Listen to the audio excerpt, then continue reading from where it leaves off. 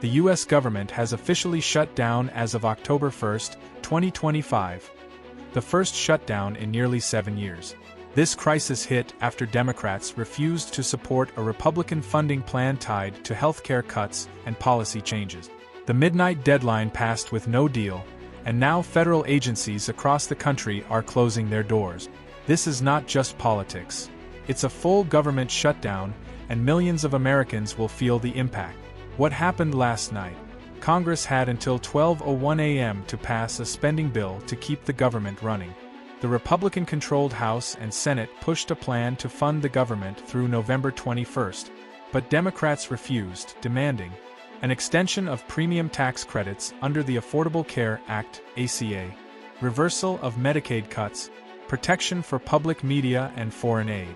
Republicans rejected these demands, saying they were too costly, around $1 trillion. When neither party's plan could pass the Senate, the government shut down. President Donald Trump, back in office, said earlier, "When you shut it down, you have to do layoffs. We'd be laying off a lot of people, and they're going to be Democrats." The White House has already sent letters warning agencies to prepare layoffs and furloughs. What this means for you? During a shutdown, federal agencies halt non-essential operations.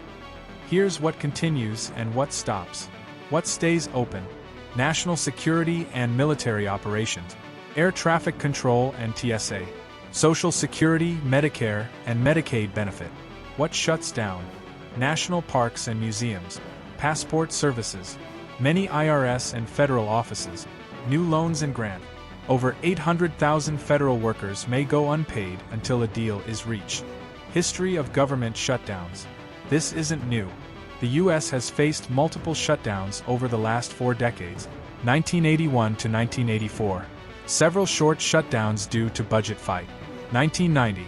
A 3-day shutdown under President George H.W. Bush, 1995 to 1996. 2 shutdowns under President Bill Clinton, one lasting 21 days. 2013. A 16-day shutdown under President Obama over the Affordable Care Act, 2018 to 2019.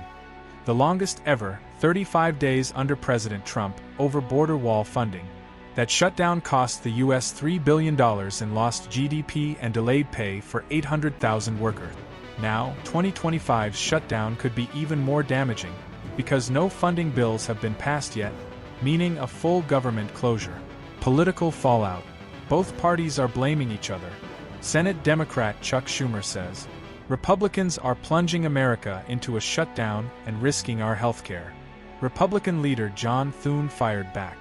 Far-left Democrats have sacrificed the American people to partisan politics. Polls show 38% of voters blame Republicans, 27% blame Democrats, and 31% say both sides are at fault. Even some Democrats voted for the Republican bill, saying they fear giving Trump's administration more power during a shutdown. What's next? The Senate is planning new votes, but without a compromise. Federal employees could go weeks without pay, and government services will remain frozen. If the shutdown drags on, it could hit the economy, healthcare access, and public services hard.